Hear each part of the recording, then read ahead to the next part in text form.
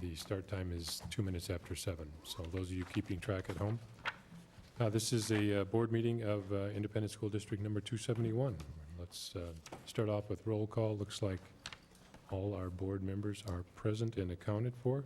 And I'll ask you to please stand and join me in the Pledge of Allegiance.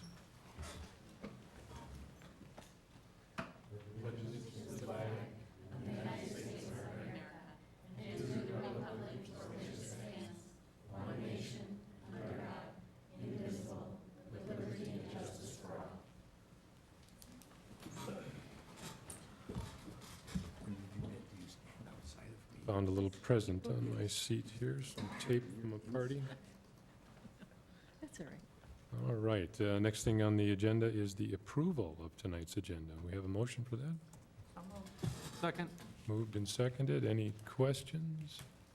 All in favor, please signify by saying aye. Aye. Any opposed?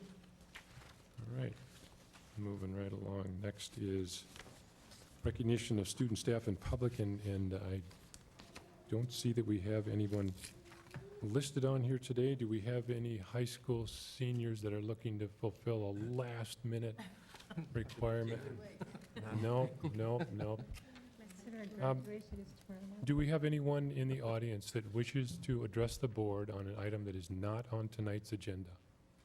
If so, please come on up to the podium and just help us understand who you are and what it is you'd like to share with us tonight.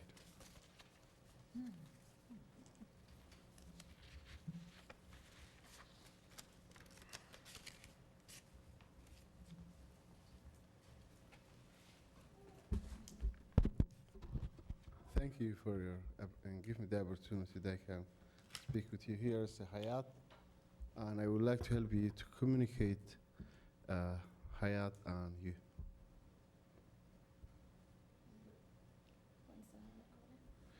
First of all, I thank you and say to you hi today.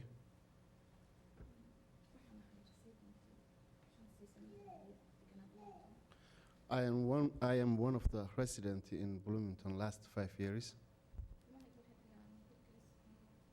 And my kids go to school. School name is Hillcrest Community. 3 of them. I have total 5 kids.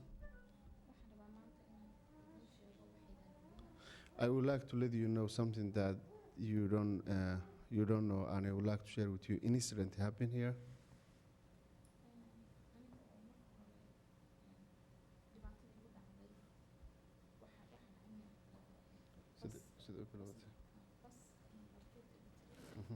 Bus number 233, sorry. And in the morning, who pick up my kids? A lot of times he left the kids at home. I mean, he's just stop and leave right away. And last time what happened was?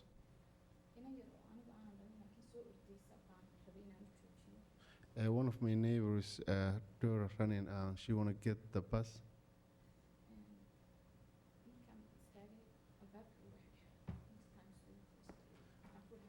And I told him to wait that kid who was running, and he locked the door. And several braces on my hand, left hand bruises. I went to ER. They told me I should take ibuprofen, painkillers medication, and put some ice on my hand. On my conclusion, I talked to the principal, school principal, as well as transportation and education office for Somalis to get one of the interpreter. The transportation department told me they're gonna investigate the incident happened. And the school told me they shouldn't do anything. I mean, they can't do anything. Anything they can help. And I've been waiting for a while. The incident happened last year, November.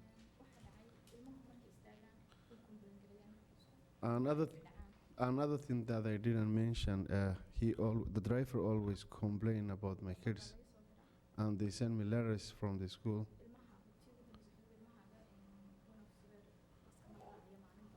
And they told me one of my son, he shouldn't be in the bus anymore. They're gonna cancel. I have a problem.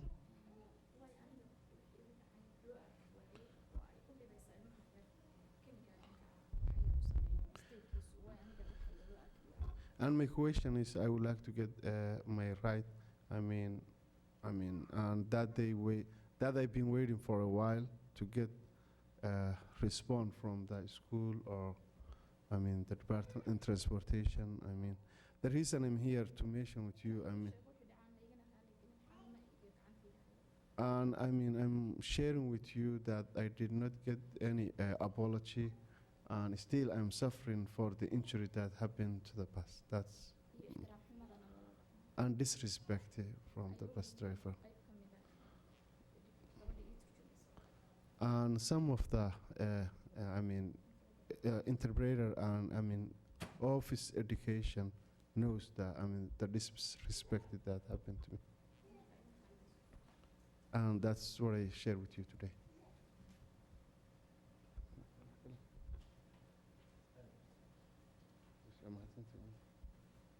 And thank you for your listening my complaint.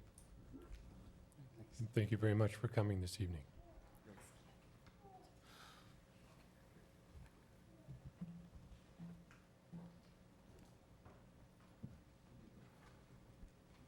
All right, are there any other members in the audience that wish to speak to the board on any item that is not on tonight's agenda?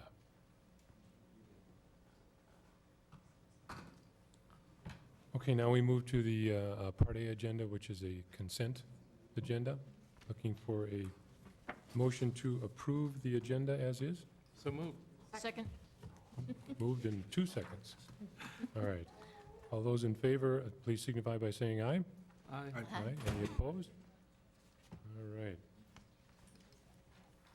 I'm going to flip my agenda over and grab my glasses. We move to Part B. We're looking for the Minnesota Student Survey Report. And to present that tonight, we have Eric Melby and Jim Jansen. Thank you. Thank you, Chair Bergstrom, Superintendent Fujitaki, members of the board. We're here, and by we, I mean mostly Mr. Jansen, to present information from the Minnesota Student Survey. So I'm just going to pass it right off to Jim. Great. Well, thank you for having me here tonight. My name is Jim Jansen. I'm the health planner at Bloomington Public Health. One of my roles at Bloomington Public Health is to collect data from various sources that we have in the community. One of those sources is the Minnesota Student Survey, which tells us a lot of very useful information about students' health behavior, risk perceptions, risk behavior, mental health issues, and other various health-related topics. So what we have today is a presentation of some high-level data that resulted from that survey, which was taken in spring 2013 at Bloomington Public School District.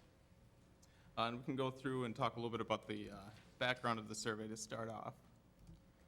This is put on every 3 years by the Departments of Education, Departments of Health, Human Services, and also Public Safety, primarily administered by the Departments of Education and Departments of Health.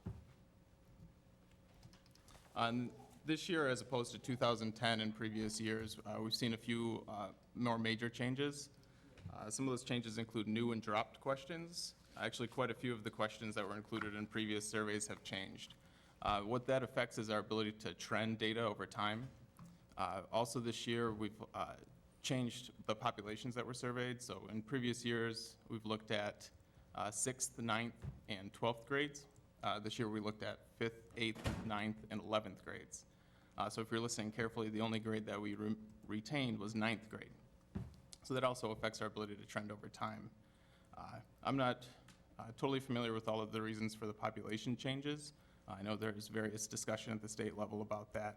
I do know that the changes to the questions were based on a need and a desire to be more comparable to state and national data sets, which include the Youth Risk Behavior Survey that's put on by the CDC. Also this year, Minneapolis did not participate. So that doesn't affect Bloomington-specific data, but it does affect our ability to compare with the state data, especially when we want to trend. So kind of the common theme here is that we've lost a lot of our ability to trend some of these indicators that we've looked at in the past. So that affects us a little bit, but you can think of this as kind of a new starting point where we get a little more updated information, and we will be able to compare to the state starting at this point. New data set possibilities will probably come through the state within the next year to be able to start trending around maybe 2007. Response rate is typically very good for this survey. Students, especially in the younger grades, tend to participate very well. 5th grade, we had about 84%, 8th grade, 90%, 9th grade, 76%, and 11th grade, 63%. As you can see that in every category, we actually had a better response rate than the state. So it's a very accurate data source, and it's one of our best sources for health information for youth. So some of the ways that this survey is used, public health at school districts and other resources. First of all, to analyze issues that face the youth. Access the community's health status. Every 5 years, public health does a community health assessment. This is a very large portion of that data source. And also to plan for future interventions. We use this a lot for program planning. Other community organizations use this a lot for program planning as well. So some of the topics that we'll discuss tonight are alcohol, tobacco, and other drugs, physical health, violence and safety in schools, sexual behavior, and also connections with your community and your family. These are all important indicators for public health and child development. So we'll start off with alcohol. So this represents the 9th graders at Bloomington School District who've used alcohol in the past 30 days at least one time. And you can see that this is trending downward. This is a good slope going down from about 26%, we saw this in '98 when they first started asking the question, down to 13% in females and about 7% in males in 2013. So it's a good drop. It's actually the lowest rate since '98, and alcohol use fell about 10% since 2010 for males. So that's a very good decline in this trend. This is used cigarettes in the last 30 days. And this actually has been falling consistently. Public health has been doing extensive work in tobacco prevention in youths, as well as many other organizations, Clearway Minnesota, Answer.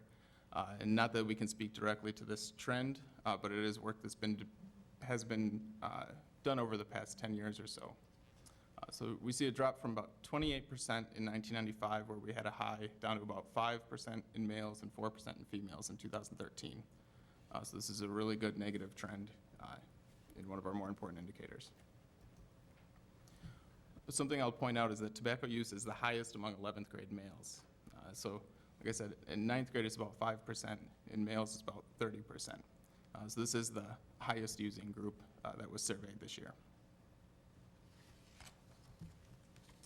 Marijuana use is seen a pretty consistent trend since 1998. Again, these are ninth graders using marijuana over the past 12 months at least one time. So we had about 26% in males as a high in 98.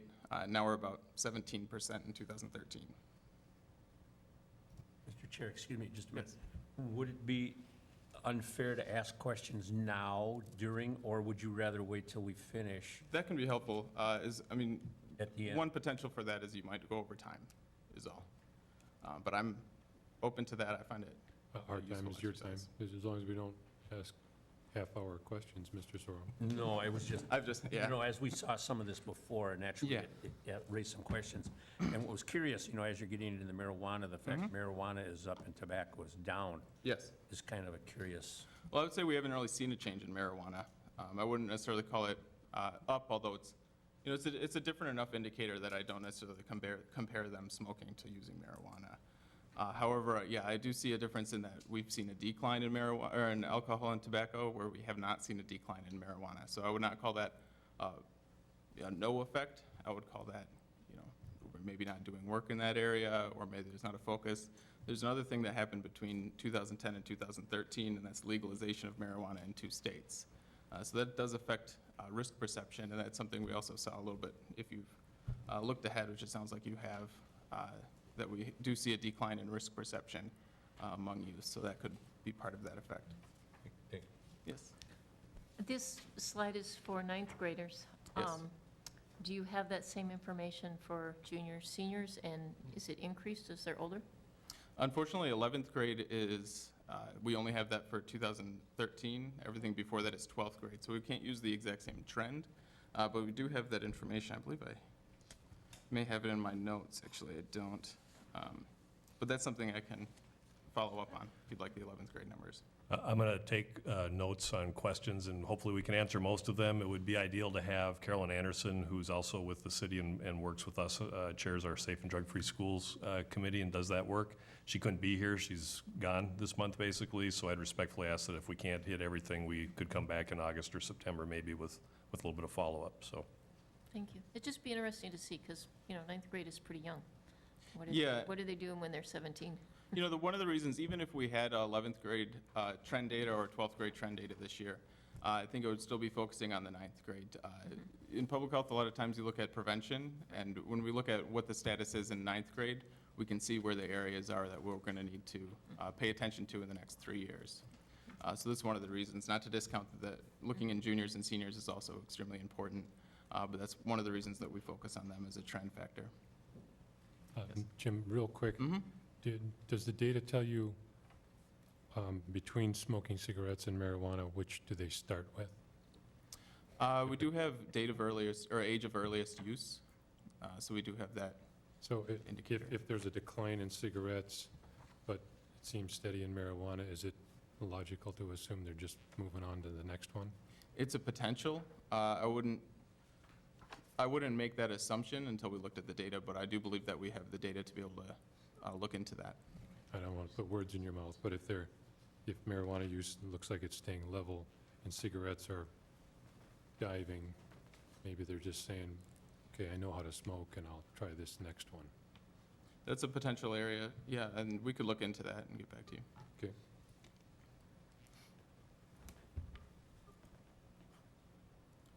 Okay. This is a new indicator this year, prescription drug use, use of prescription drugs not prescribed for you within the past 30 days. And one of the reasons that they want to look at this now is that it's become an important indicator for future more harmful drug use like heroin or different harder drugs. That the kind of the opiate high stops being as effective with prescription drugs, and the chemical next step would be harder off-market drugs. So one thing I will point out with this is that your highest population, or your highest rate of use for prescription drugs is 11th grade males. So that's something I saw that did stand out, where you're about 14%, and you're a little over twice as much as the next highest, which is 11th grade females at 7%. So again, so here, as I mentioned before, we have risk perception, and this is something interesting that we saw this year. We saw a significant decline in all 3 indicators, which is ninth grade students who think it's a great or moderate risk to physical health to smoke a pack of cigarettes, went down about 10%. Binge drink, that went down slightly less than 10%. And smoke marijuana twice a week, which went down about 10 to 15%. So that's something where we see, a lot of times I'll value this indicator more so than I'll value the actual prevalence of use, because this indicates a potential for future use of various substances, where we don't, we see the effects of perception having a very strong influence, especially in youth. And something where, we see marijuana twice a week. Obviously, there's communication interventions that can happen to address these things, education, various elements like that are things that come to mind as programmatic solutions. Jim, on a question like Yes. this, the survey, are they multiple choice? Circle the box? Yes, they are. Fill in the box, so they have 2 or 3 choices that Yes. they go through on all these questions? Yeah, it varies by question. Some of the methodology will be a little bit different. Yeah, and here we actually see the question options are, I believe on this one, and I could be wrong, but I'm fairly certain that the options are, it's a great risk to physical health, it's a moderate risk to physical health, it's a slight, I believe, risk to physical health, or it's no risk at all. This is another indicator that we saw this year. This is how many hours of sleep do you get per night? I selected 8 as the cutoff here. We see male 9th graders sleeping pretty well, 47% getting a full night's rest. We see something a little different happening in 11th grade, where you have about a quarter of the students getting that amount of rest. And this is 8 hours or more, so if you get 11 hours, you're in here as well. So we'll move on to some physical health behaviors. Nutrition is one. This is a new question this year. They used to ask, did you eat fruits or vegetables combined? This year they broke them up into vegetables and fruit separately. So here we'll look at 8 vegetables 2 or more times per day in the past 7 days, which is give or take the nutritional recommendations for Healthy People 2020. And we see those enrolled in free reduced lunch who are at 185% of poverty or lower in their homes. About 19% ate fruits or ate vegetables 2 or more times in the past 7 days, and about 30% in Bloomington who were not enrolled in free reduced lunch, who were above that 185% mark. So we have about a 10% disparity there. Here we'll look at obese and overweight. So these are students who, by reporting of their BMI, of their height and weight self-report, calculated BMI based on percentiles, as it's done for youth. And we see about 30% of males in Bloomington Public School District are overweight or obese in the 9th grade, and we see about 16% for females. And this has been a pretty consistent trend and also a pretty consistent gap between genders since 2007 when they began asking the questions. Now here we have something that shows you a little bit of the difference between the self-perception of weight versus the actual weight. What we see is that, as we saw on the previous slide, the actual weight for males is higher than the actual overweight or obese rate for males is higher than that of females.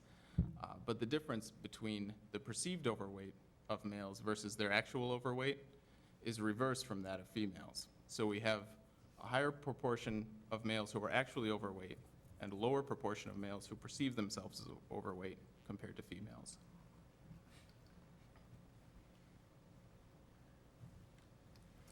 And we'll move on to violence and bullying in schools. That's kind of, I'll just stop here real quick, because there's a little bit of a complicated slide, and I hate to just plow through it, and if there's anything anybody wants to ask about that, I'd just give you a second here. Anyone have Okay. any questions? I had one, if I Yeah. may. It's on your sleep. Oh, yes. Were they given the opportunity to explain if they got less than 8 hours, why? No, actually, they just asked strictly in a 1-hour increments how many hours of sleep you received. I don't believe they were asked for any commentary. So there didn't have an opportunity to say, I work 2 jobs, or I I always stay up until 3 or anything like that? No, unfortunately, that's something we can potentially investigate using other indicators within the survey and see if there's any types of correlations. But that'd be a little bit of a data mining exercise to be able to find that. Okay, thank you. So next we'll move into violent and bullying behavior in schools. So here we have harassment or bullying. What we found was that for every single grade, every single gender, the top reason for being bullied in school was your weight or physical appearance. And we can see a similar trend to what we saw in overweight or obesity rates and perceptions, is that we see higher rates in females in this indicator. In order of rank, really, the reasons that ninth graders feel they were harassed or bullied in the past 30 days was number 1, your weight or physical appearance, number 2, your race, ethnicity, or national origin, 3 is religion, 4, gender, 5, because you were gay or lesbian or somebody thought you were, and 6 is a physical or mental disability. E-bullying is a new question this year, and these are things like being bullied through email, chat rooms, instant messaging, websites, texting in the past month. And what we see here, again here, is that in 8th, 9th, and 11th grades, we see a higher rate of this among females than males, or we have pretty consistent 8% in males, and females a little higher in 8th grade, 17%. This leads us into suicide. We see on the left we have ever seriously considered attempting suicide, and on the right we have ever actually attempting suicide. And these are, I mean, not in the past month, but ever. So we see the same difference we see in the past slides, where we have a higher rate among females in both categories than we do males. We have about 14.5% in males and about 27% in females. This is right on par with the state. It's the same disparity that we're seeing at the state level. But it is, you know, a definite difference, a very clear difference between male and female here. So for 9th grade females, we saw self-reported suicide attempts increase 6% from 2010, and that's when they first started asking the question. So that's the earliest trend that we have. So, you know, this isn't necessarily a consistent indicator. It's going up, but we do need further data in the next 3 years to kind of see that trend play out. Sexual activity. These are 9th graders who have ever had sexual intercourse in their life. And we see a consistent trend across time here, where they have a slightly lower rate among females and a slightly higher rate at 21% among males. Parental connectedness. This is, do you feel you can talk to either your father or your mother, or that you can talk to both parents most of the time about your problems? And we have a slight increase since 1992. They've been asking this nearly the entire life of the survey. 41 to 47% in 1992, and we've been slightly tinkering up to 48% in females in 2013 and 60% in males. So we have a little bit of a gap there. And community connectedness. So these are students who feel adults in the community care about them very much or quite a bit in the 9th grade. And we see a bit of a plateau here at 38% in 2010 and 2013.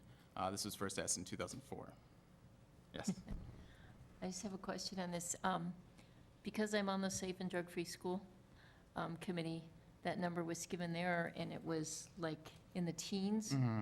But I assume that's because it was either very much or quite a bit, not both of them together. Is that? You know, Eric showed me the slide that you're referring to, and without going back to my notes, I can't be positive, but that was my first reaction, is that I think it was probably very much, or very much, which would be the highest Okay. level. But I can. Do you get know back what to else you they and were, confirm. what the other choices were on this one? Typically, it's not at all would be the lowest, and somewhat is usually. So if we wanted to can't recall. see on any of these, when we're asking these Mm-hmm. questions, if we wanted to see the breakout of, you know, the ones that said somewhat, or, you know, Yes. can we see all that somehow or not? Yeah, and actually, all of this data is available publicly at the district level on the Department of Education website through their data and statistics. I provided a link on the slide, so you should be able to Okay. navigate to there from here. And I can also send out the data book to Eric, and he can disseminate as appropriate. All right, If thank that'll you. work. Yeah, and that way you can really see all those breakdowns. Yeah, that'd be good, thank you. I'll say, all right, I can come back and we can go through it. Okay. So some of the, Fruits and vegetables. yeah. So some of the takeaways that I saw in this data, things that really stood out to me, were that tobacco and alcohol use is down from 2010, and it's actually, they're down consistently from where they were first taken. About 1998, they began ticking down pretty well. Perceived risk to substance use has decreased among ninth graders from 2010 to 2013. This is a concern, especially when you're looking at prevention efforts, where just their perception of how harmful these things are to them is not as high as it used to be, and that's something to work on. Perceived overweight status is highest among females. Actual overweight status is highest among males. Physical appearance is the top reason for being bullied at all grade levels surveyed. And attempted suicide rates have risen among ninth grade females from 2010, and again, that was 6% rise. So you can get more information, again, like I said, at this address for the Department of Education, where you can get the entire data book. For reports and analysis, the Department of Health does a really good job in their Data and Statistics Center. And so I would recommend checking in there to see when they have new 2013 reports available. For more questions about Bloomington-specific data, you can contact me. Again, I'm Jim Jansen, the health planner at Bloomington Public Health. So if there's any questions, I can certainly field those. Yeah, Dr. Sorum. Yeah, I find this fascinating. Was this survey taken in a class? Yeah, they took it in one class period, was the guidance from the state. Social studies, or I think it had I been think it in- was- I don't remember. Of the district or of the school choice, I'm not sure. So it might have varied by school, but I think it might have been chosen by district, or although I suppose you guys would be the, Okay. and that I'm not sure really. We could get that answer. Yeah. Dr. Heisted would have that information, But I say by fascinating, in one of my other lives, I was part of this survey collection data with a company when we did it with the Attorney General's office, and that might have been prior to '92. But we actually saw all the booklets, and it was very interesting, some of the responses that the students would make, and we saw it over a whole course of all the districts, you know, from Stillwater to Anoka to Duluth and so forth like that. So we just had stacks of them. And in the booklet form, you know, there was a lot of little comments, you know, that kids would write on various subjects, you know, where they would circle 3 of them or none of them, or add their own answers right in type things. But it's always good to see that how do we know if the students' responses are honest and accurate? And researchers have various ways of determining, you know, throwing the outliers out and different things like that in order to come up with them. So like I said, it was from what I saw actually to what the results were, you know, there was a lot of stuff that was thrown out. And it did. So I don't know how many in the Bloomington district took it, or how much data was collected from Bloomington itself, you know, how many ninth graders and so on, and actually did. That'd be interesting just to see too. Yeah, well, I'm not sure about the actual number that were approached with it. I mean, the response rates are the rates of used surveys. So I don't believe that if they're thrown out that it's counted in the response rate. So that might give you some indication of that, yeah. But yeah, there's certainly very advanced methods for kind of weeding out people so nobody gets to be 20 feet tall, Right. kind of thing. Thank you. Any other questions? Nellie?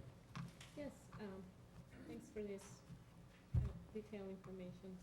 This is always good to be aware of what's going on with you. One of my questions is, are you able to provide this type of information divided by racial groups? Yes, I am. I actually requested that special this year from MDH, and they provided me with that. One thing that I can't do because of sample size is that they provided me with a data set that had gender in it, and they provided me a data set that had no gender included but race ethnicity. So that way we can keep those numbers up so we can get more of the statistical significance, and you know, we won't get like 3 people basically in a category. So yes, I can provide that. I have done more lengthy presentation for our Advisory Board of Health that was more focused on race, ethnicity, and socioeconomic disparities. For instance, the free and reduced lunch status distinction. And I can send that PowerPoint slide out, and I'm also, available to present that data. We're really focused on health equity. Perfect. There is one thing that I don't see mentioned here, so maybe you can tell me a little bit more if this seems to be it is a concern, but I just want to know if, in the surveys, if it's going to be considered in the future, is the alarming rates of the practice of cutting. There is a question, a lot of times in surveys like this, the questions need to be, the topics need to be condensed into each other so that you can get an accurate response from students. One example of this is, have you brought a gun or a knife to school? They combine those two, because if you asked a gun, you probably would not get a lot of responses. Cutting is another one like that, where they lumped it in with bruising, basically self-harm of various types, and I believe cutting is included in the list. So that's an indicator that we do have in that way. Are we looking at cutting as an addiction practice? I couldn't speak to that necessarily. It's not really my area of focus personally, but that's something that we can look into, what other indicators we have that could maybe lead into that. Or then provide some more information regarding what kind of initiatives are going on right now to address that issue, okay. please. That's it. Thank you. Any other questions? Go ahead, Yes. Tom. Yes, I see that you have smoking and alcohol and prescription and marijuana. Did you do any for other narcotics, heroin? Yes, cocaine? actually, they ask a very large range of questions, and I'm trying to think of the different categories of drugs, and one is, kind of like they ask the upper and the downer, and they have the range of kind of names for those drugs. So they have, I think it's about 10 specific questions about that. The numbers are usually extremely low, and so just for the sake of time, I hadn't reported them here, but it's certainly an available indicator. 'Cause I know we've been seeing a trend of heroin usage going up in Bloomington overall, and I was Mhm. wondering, did that show through in this? Are we seeing that with our students as well? I couldn't speak to it specifically, but I know in those categories in general of the other drugs, non-marijuana, it's less. I believe it's less than 5 in total. So I wouldn't, I wouldn't say anything looked alarming. I certainly looked at those, and nothing. Okay. If something was very high, I would have reported it here. But that's something I can look into and provide with some additional data. Oh, yeah, thank you. Certainly.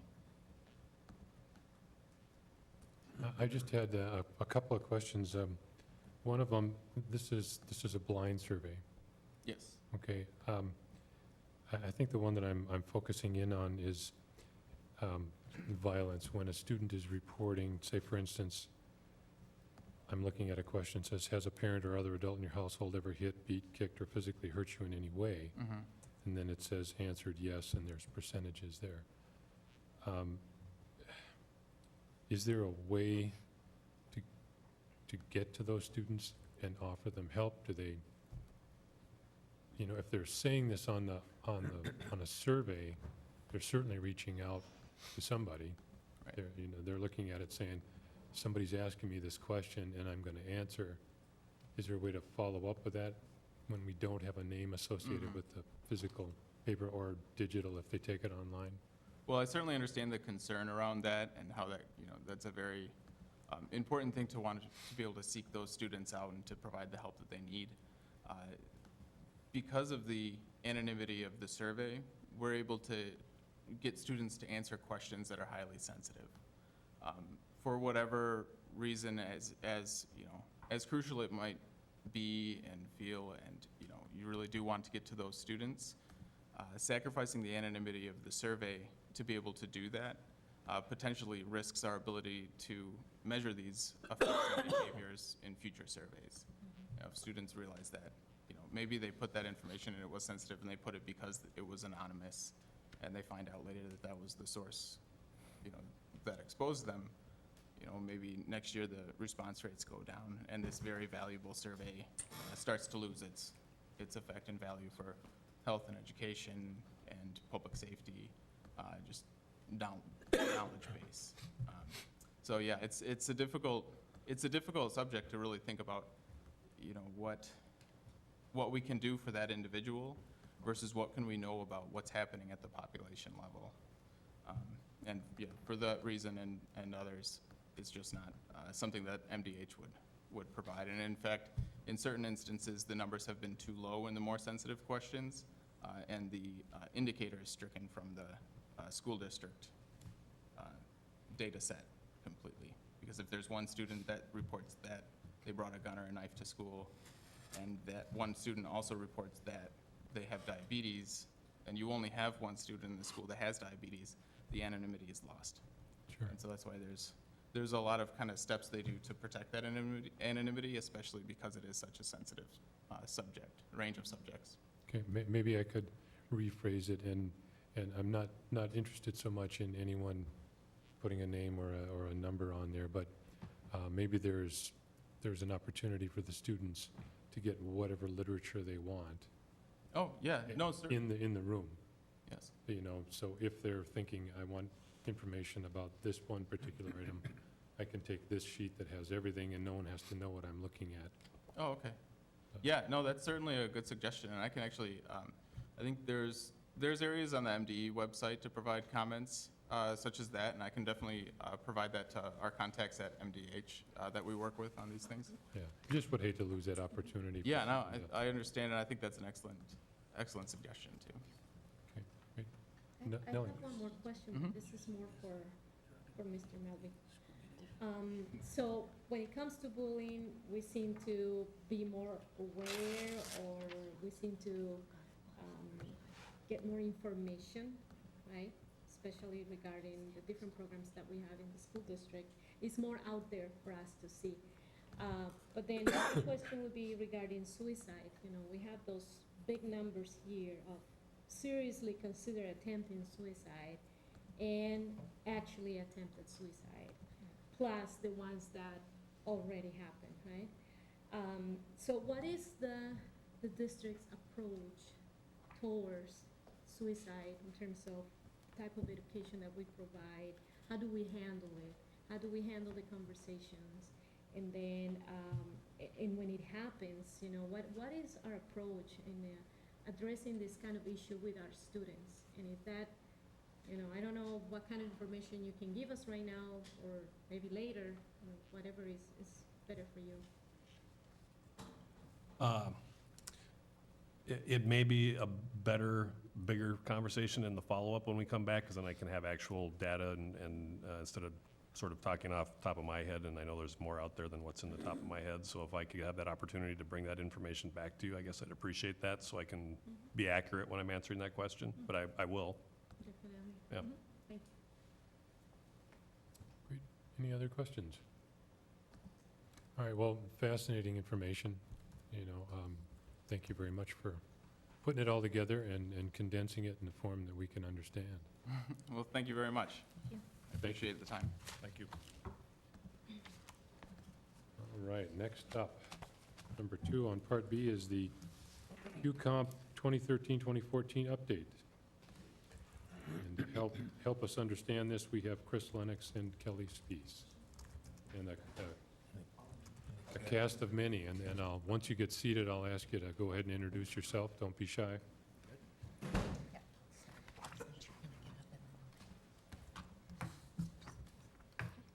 You want me to get out of the way? Yeah. I can do that.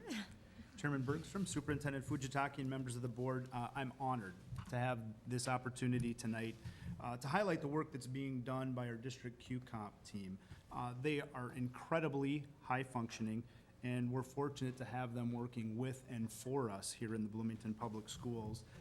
And I am going to get up so that we can get other folks at the table.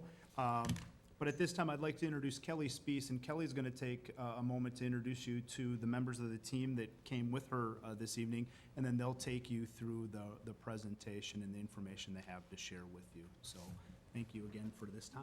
You're welcome. Okay, I'd like to introduce myself. I'm Kelly Spees, and I coordinate the QComp program here in Bloomington. We're celebrating 2 years of implementation currently. I have with me tonight Kristen Caruso, Gabrielle Erickson, and Ashley Maudreau, 3 members of an 11-coach team that I'm just honored to be a part of. So this is a celebration. This is a celebration of the incredible work that is happening in this district and the collaborative efforts that continue to go forward as we try to find ways to support teachers so they can do the most important work, and that is to help our students achieve in the classroom. So I'm going to start by giving you a little bit of history. And this all started actually a really long time ago, but I'm going to give you the more current history. This all started the school year 2011-2012 school year. We put together a team of administrators and teachers to craft an application to participate in the quality compensation program for the state of Minnesota. And in March, that was approved, and in April, we had a vote, and the teachers approved it, and the teachers continue to vote on this plan every year. That keeps accountability high for all of us that work in the program, and it keeps the satisfaction high on the part of the teachers. Another part of the QComp is a governing board. And I'm happy to say Mary Burrows, Chris Lennox are part of the administrative team that sit on the governing board. And we also have teacher representatives and representatives from our teachers union that sit on the board. We meet monthly, and they advise all aspects of the program. I'm going to go over the components, some of the data sources that we use to continuously improve the model, the results of the implementation here in the district, and the next steps based on what's occurred. First of all, the components. The top 2 are the 2 largest components in terms of how we support our teachers. Teachers participate in observations and evaluations. They have an average of 12 to 15 meetings per year with a coach or administrator. They also participate in job-embedded professional development, which is the PLCs, 50 minutes per week with a team of their colleagues. They participate in goal setting, and there are 3 different goals, a building goal, a PLC goal, and a personal goal. And all of these goals are based on student achievement measures, and they work to achieve these throughout the year. Another really beautiful part of this is the teacher leadership. We have currently 187 PLC facilitators taking on a leadership role, guiding their colleagues through very important work. And then also the team of 11 teachers that are full release from the classroom, getting an opportunity to step outside of the classroom and work at a district level and support their colleagues in a different way. One of the things that we need to be very cognizant of as we develop and grow teachers so that they can meet the needs of students is to continuously improve. This is not something that you look at the end of the year and say, yep, did a good job or not. This is something that we're very purposeful in when and how we look at the feedback from teachers. The first thing that we did this past year was to survey teachers to inform coaches. That survey was more geared toward the observation and the evaluation process. Our Bloomington Federation of Teachers survey after that to assess the teacher satisfaction and the continuation of the agreement. 80% voted to continue this agreement in the second year. We also do a site review, And this has been incredibly rewarding for the administrators and the teachers that have participated in it. We have 2 teams of administrators and teachers, and they go to different schools every year, and they interview staff from that school in 2 separate interviews, and they also get to observe a PLC meeting. The opportunity for a high school administrator to observe an elementary PLC, the luxury of that experience, they rave about. Even though the site review is a lot of work to coordinate, what we get out of it, I'll quote Steve Abramson, the principal at Ridgeview. He said last year it was the best professional development he had had in the past 10 years. So we can't watch good work anymore. I mean, it's something very rewarding for people to do. We also do a PLC facilitator survey to inform our job-embedded professional development. And I'm very proud to say that the results of that survey, over 90% of our PLC facilitators actually took the survey. And those that didn't, I have this really nice secret way of showing up in their classroom and getting the data anyway. So we hear from everyone about how this is doing. That's really important to me. They say that I think it's 25 or 30% is a good rate of return on a survey. But when you're dealing with people and their jobs and the most important part of their job, I feel like it needs to be a little bit higher. Kelly and Mr. Chairman, again, you know, because this is so fascinating and we've watched this, I think this is, well, for me, it's the first time I've seen a report coming up.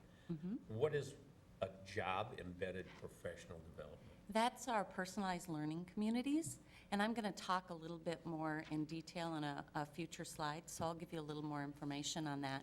But it's the opportunity for a group of teachers to come together and meet weekly, and they bring strategies to these meetings that they've used in the classroom that have been effective, and then those strategies are shared with the other colleagues in the group.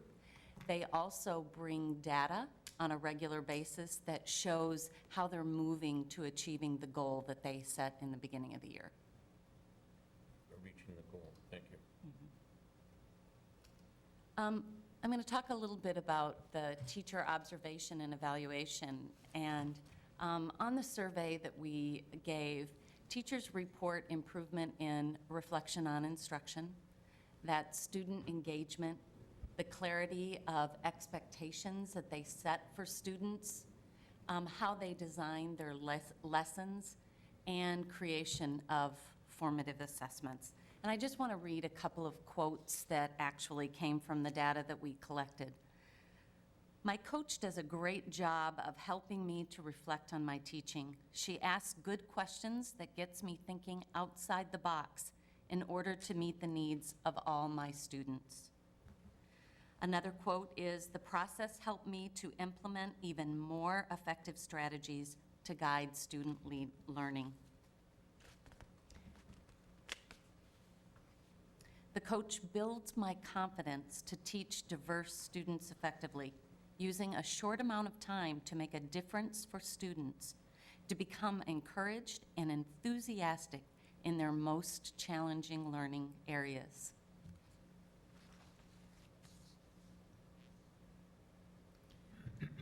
One of the things that is a benefit to this program and also aligns us with the teacher evaluation law that goes into effect next year is teachers are working on a 3-year professional growth plan. We use the Danielson rubric, and they have 3 separate domains that they work on. Teachers each year select a different domain. So within 3 years, they have really been able to focus their instruction around those areas and get feedback from a coach. We only do 3 because the 4th domain is not as observable in the classroom, and the other 3 are observable in the classroom. Teachers set individual and PLC goals that are based on ongoing analysis of student achievement data. So in this 3-year professional growth plan, they're able to track and see how students have progressed around the goal setting that they've done over this 3-year period. I'll talk a little bit more about the job embedded professional development, and Jim, that's those PLCs. Teachers, as a part of our agreement, meet 50 minutes per week. They participate in goal setting. They are required, and under the terms of our agreement, to bring instructional strategies and to try instructional strategies that their colleagues have brought. They also work on formative assessments so that they can track the student progress as they move toward achieving that goal. The survey data that we get back from teachers is that the QComp plan and what that's done for PLCs has allowed them to have richer work. We've had PLCs in Bloomington for a long time, but to have those guidelines and to have those expectations actually enhance the work that they did in the PLC. And I'd like to thank all of you, because one of the big challenges we have had with PLCs is equal time to have this occur within their school day. Our special education teachers and our elementary teachers have struggled, and they have found the work to be very valuable. So adding that 12 minutes per day has really created now a schedule that allows all teachers to have that time. So I thank you very much, because we would hate to see this good work go backwards because of something that can so easily be fixed. What have been the results of this implementation? Well, I could go on and on, but I will just keep it to what I have on the slide. Having this common evaluation structure for all staff, using the Danielson rubric and the peer coaching, has elevated the process for everyone. We currently have 861 teachers, every single teacher, adult basic education, our early childhood teachers, the teachers that teach at Beacon at Kennedy High School. Everybody participates equally and uses the same Danielson rubrics. So to give us all that common set of indicators, as well as common training, the coaches have had the same training that the administrators have. And we also participate in inter-rater reliability sessions twice a year. The administration comes in and works with coaches and talks about the process to make sure that we are growing teachers and moving teachers along and using common protocols that we have found to be successful. It has helped us to really target professional development that's differentiated for the needs of staff. One of the, and this goes along with the increased collaboration, and Eric may even want to say a few words about this, but the way that we have begun to understand our teachers that teach special populations is incredible. And honoring their work in an equal way of the classroom teachers' work has been incredible. And informing us all about the intricacies of these specialized jobs has just provided information and a growth for all of us.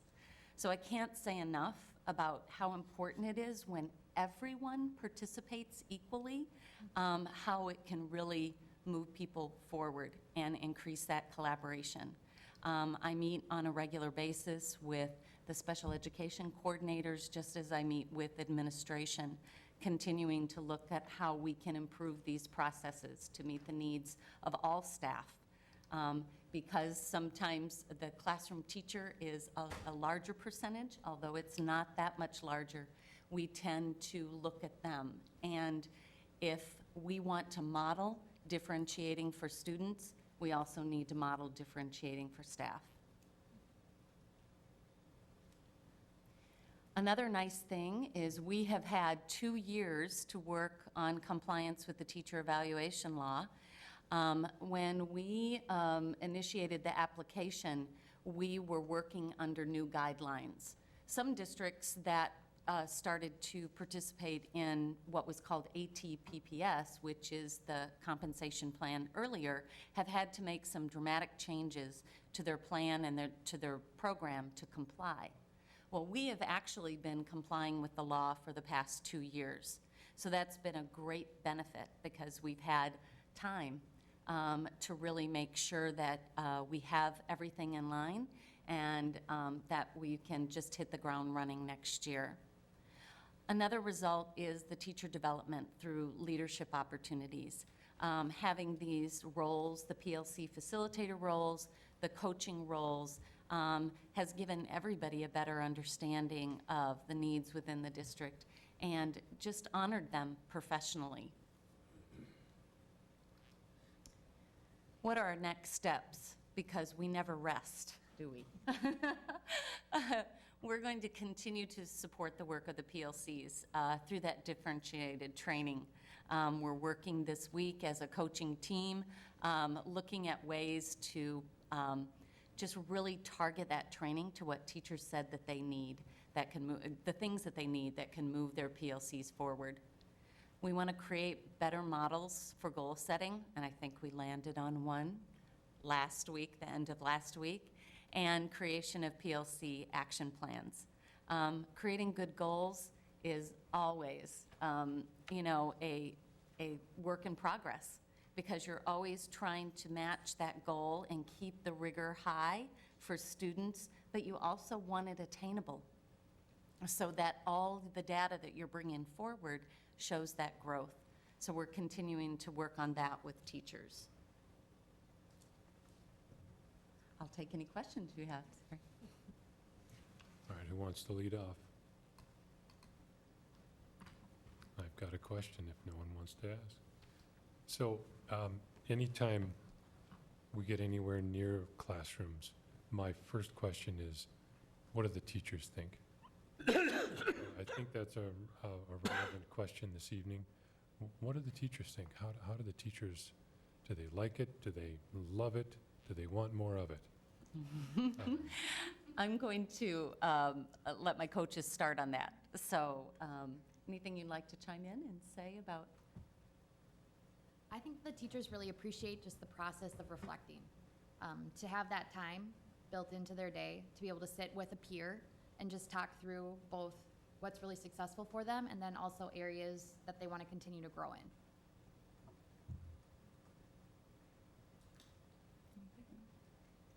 You know, I think what's, Kristen hit on this as well, but that piece of just having time to sit down and really focus on what's going well in the classroom, what areas can we improve on, and being just another set of eyes and ears in the classroom to help capture some of the moments that maybe they don't necessarily see, because they're balancing so many things.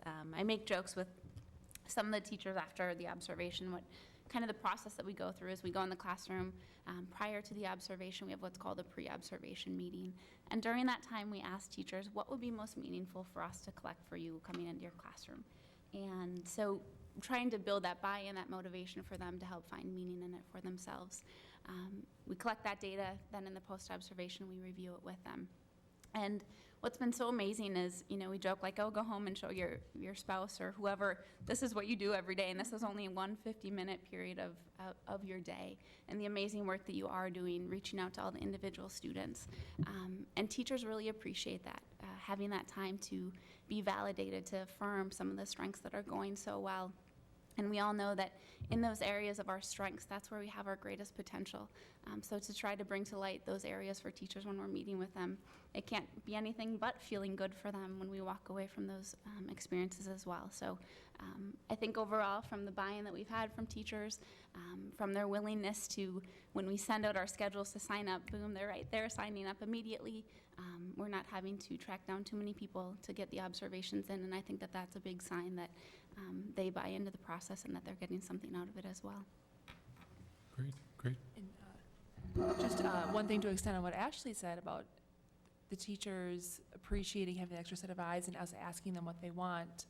I know that one comment I had from a teacher one time said, this is the first time somebody's has ever asked me, what do I want out of my work with somebody coming into my classroom and observing me, and what can I get out of it, instead of it being something, making them take a much more active role in their teaching than a passive. And I think they really have gotten a lot out of that. Great. Yeah, good. How do you feel about board members appearing in the classes? No, besides. You can come with us anytime. What are you saying? I'll be back at the classroom We were next gonna year. offer that shadowing. Come on over to my classroom. You're welcome to come.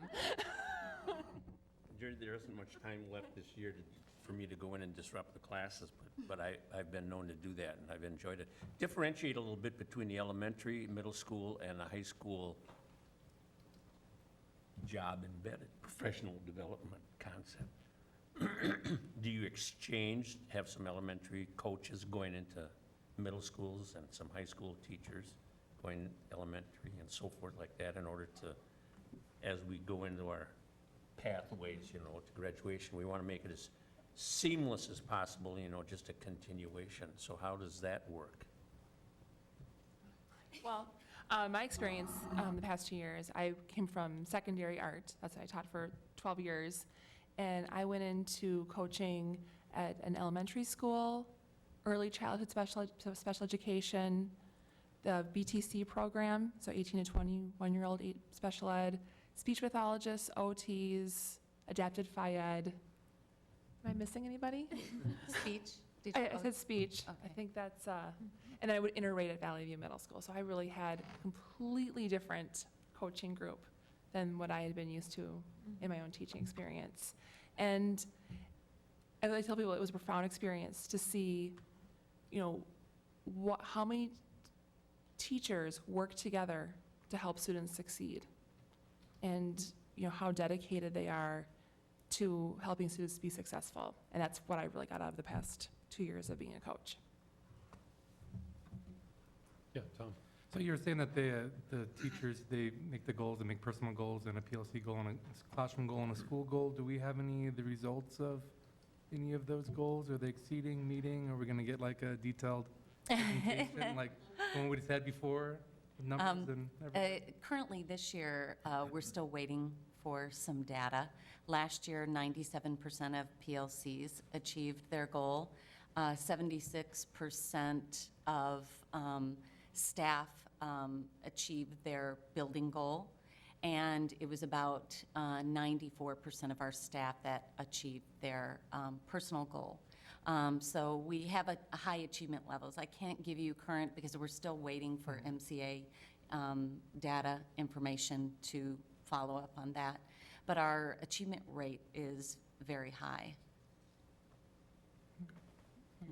Which I think says good things about the work, because teachers don't like to fail, and they work very hard with those students. I think we had a question over on this side Yeah, here. well, first of all, I want to say thank you for coming here today, and thank you for all the hard work that you have done, obviously, and you can see it in the presentation of the work that you've done and the hard work that all the teachers have done in the past year, especially in the past year with this QCOM and with the PLCs. And my question is the same one that I asked last time you were here.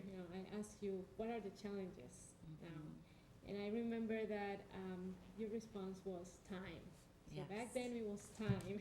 Yeah. So now time doesn't seem to be an issue, right? I hope. But what are the challenges now, if any? Because you have such a Yeah. well-put presentation. You kind of Yeah. leave us with no questions to ask. Well, I want to address that with every challenge is an opportunity to improve. And when you work in a continuous improvement model, the challenges are just ways to gear better work. And if you don't have challenges and if you don't have failures along the way, you never learn and you never improve. So challenges do occur, and we embrace them and learn more and more every year about how to better meet the needs of teachers. Because the most important people and the most important job in this district are all of those teachers, men and women, that get up every morning and they are in front of our students. And if we don't acknowledge challenges If we don't embrace them and problem solve through them, we're not going to be able to support them the way they need to be supported to move forward. So it's a problem to be solved, every challenge that we've had. But I have to tell you, we've had very few. And another indicator of that is I have mentored about 6 districts that are going into QComp. We actually had lunch with one of the districts this past week, and they see the good work that we're doing, and they want to model their programs after what's happening here. So it's been very rewarding for all of us as a coaching team to be able to work with these districts that are struggling through things that we've already worked through. And a lot of it is just your mindset about how you do your work. And it's been really fun to convey that and to help them to understand that you're not going to have it all in a neat little package. But if you have the attitude that you're constantly working to improve, then everybody can share that vision and move forward with you. So you're working together in those challenges during those PLC meetings too? Yeah, exactly. But time is a good one. That was a big one. Thank you. Director Strong. So are you saying that 861 teachers are all improving all the time? You know what, I mean, so I'm going to quote one of the coaches that isn't here, okay? So we have a coach, and he thought when he went into this job that he was going to see failing teachers. And he had the opportunity he came from elementary and he's working at a secondary level now. And he said that he is shocked and amazed at the talent of the teachers in this district. And he doesn't see teachers that don't have a desire to improve. I think that we have to realize that no one comes to work to fail. We all come to work to do the best job that we can. And when you see that in people, you can grow them. Just as the coaches were talking about, if you take the positive things that happen and move them forward in that way, I believe all 861 of our teachers are improving. how about the paperwork? Is it adding more paperwork? Do you need more people to help with the paperwork or the computer access, updates, and so on? I feel really comfortable, but I'm going to let the coaches speak to that because my coaching load is about half of theirs. So what would you think about the paperwork? So we have an average about 70 to 80, I'd say, teachers per coach. Of course, it differs, but paperwork has been relatively easy in sense of a workload because we use Google Apps for everything. So this year was the first year that we shot out individual folders for every round so that it was actually sitting in the teacher's drive for them, and we already had access to it. So we didn't require teachers to go and download their own separate files. It was already there for them. So that took a lot of steps out of the process. It seemed like teachers appreciated that too, because it maximized the time that we could work with them and have conversations rather than go through the details of paperwork and finding where it was. So most of it's electronic now then? Yeah. It's pretty slick. Thank you. In fact, a few kudos to Kristen and one of our other coaches. A few of our coaches are actually presenting at the Minnetonka Summit in June, presenting on how the QComp team has used Google Apps in our work to maximize our time to be with teachers versus working on those logistics that can be a barrier for us. Rick had a question. Hi. First, I want to say I think that the QComp is a great idea. The question that keeps coming up, and people ask me, is they say, so what effect has it had on the students? So can you maybe speak to that a little bit? That's been an amazing thing to watch as you see teachers have the ability to target their instruction just based on this pre-conference that they have. They have a 30-minute pre-conference to go over their lesson very carefully. And then the observation is 50 to 60 minutes, and then a post-conference to talk about it. And just as, you know, some of the coaches have talked about, allowing a teacher to really specify what kinds of data they want collected about the class has allowed that teacher to meet the needs of the students better. And all of the comments, and if you want them, I have 37 pages of positive comments about what it's done for students. Teachers are clarifying their expectations to students. They're changing the language that they use as they talk to students about the targets for the lesson of the day. And you know, when you create an environment like that that has more clarity for students, students are going to feel more successful. Also, having that other set of eyes to determine the engagement of students and to catch those students that maybe they couldn't catch, or to also help them problem solve some ideas on how to engage students more. And that's one of the next steps or focus for next year. We've added a question to our pre-conference about what kinds of data sources will be indicators of student engagement in your classroom. And then we have a series of tools that we can use to determine that engagement. And then a post-conference question will be, what did we find out? So all indicators are that students are just finding more success in class based on, teachers being allowed that luxury of time to reflect. But maybe that's who I should start surveying now, the kids. To touch on that too, some coaches have taken that next step, and it really shows the trust and relationships that the coaches have with the teachers, and that the teachers are willing to allow someone else in their classroom and to be a part of the learning during that time that we're in there. That some of the coaches are asking teachers, is it okay if I talk with the students when I'm in there? Can I ask the students some questions? What might be some questions you'd like to hear from them? And so it's been neat during our time in our observations to also interact with the students, that we're not all just watching the teacher, but asking the students, what's the main goal for today? Why is this meaningful for you? How is this going to affect your life outside of school? And try to capture some of those student insights to help guide the teacher instruction as well. It's been a neat piece of it.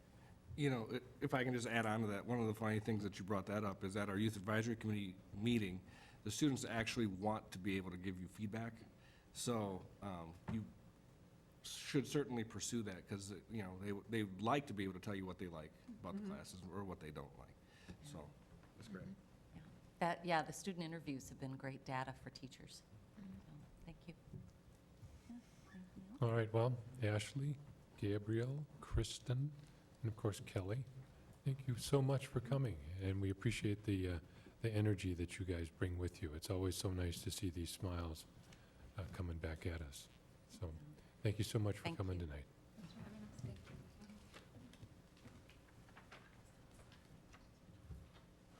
All right, let's look at number 3 on Part B is resolution to non-renew probationary teacher. Mary Burrows is going to help us understand this one.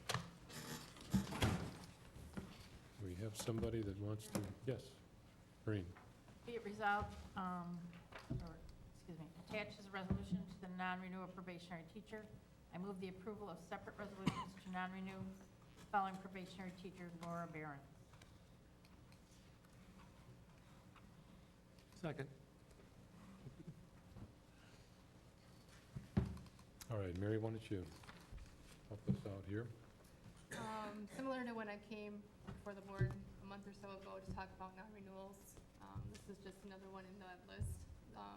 You'll see changes occur due to various reasons at this time, so hopefully, I think this should be the last one, but if program needs change, there could be another one. But we have to notify by July 1st, so. Okay. Any questions? All right, we'll go to a vote, and we're looking for a roll call. All right, I think I'll start with you this time, Dawn. Signify your intentions by saying aye. Aye. Or nay. Aye. Aye. Aye. Aye? Aye. All right, looks like that one is 7-0. Thank you very much, Mary. Yep. All right. Now we're going to do some policy review. Looking at policy 401, equal employment. Mr. Chair? Yes. Be it resolved that the School Board of Independent School District 271 approve no changes to policy 401, equal opportunity, or equal employment opportunity. Second. Don got the second. This one looks like it's just going to stand as is. Superintendent, you have any? School board has approximately 100 policies. 15% of those policies are required by state law. This is one of those policies. In prior years, the board would be informed by the administration that no changes would be needed, just like tonight. In prior years, the board would take no formal action. This year, we're changing it. The resolution tonight, if approved by the board, would document the board's position that no changes need to be made to the policy. Pretty straightforward. Any questions on this? Director Bennett? Has Mr. Holman reviewed this and any current changes in the law to make sure that we're still in compliance? Yes, he has. But make sure he's doing his desk reading. I think there was a nod, affirmative nod from David there. Okay, any other questions? All those in favor, please signify by saying aye. Aye. Aye. Any opposed? All right, we move on to the next one, which is policy number 402, disability non-discrimination. Mr. Chair, No, be resolved that the School Board of Independent School District 271 approves no changes to policy 402, disability non-discrimination. Second. moved and seconded. I might assume that we're along the same lines as the first one here? Yes. Okay, and we just need to read this into the record that this is our stated position. And our attorney has reviewed the policy and he's approved it. All right. All right, any other questions? Don't want to stifle conversation. Jim? Mr. Chair, just that something of this magnitude, it's surprising that the state hasn't, the legislature hasn't done some changes in wording somewhere along the line. Nothing recently. Good, thank you. All right, all those in favor, please signify by saying aye. Aye. Any opposed? All right, that carries. It's that tough policy work that we. It's the easy ones tonight. Yeah. All right, now we get to item number 5 on Part B. This is titled School Board Self-Assessment. This happens to be an item that that I'm putting on the agenda. This is something that I, as the chair, was looking forward to. Initially I wanted to do 3 of these. I just call them checkups. I'm gonna stop in, and we're gonna do this on television wherever the cameras are. We're recorded. I'm just gonna take your pulse, see how you're doing.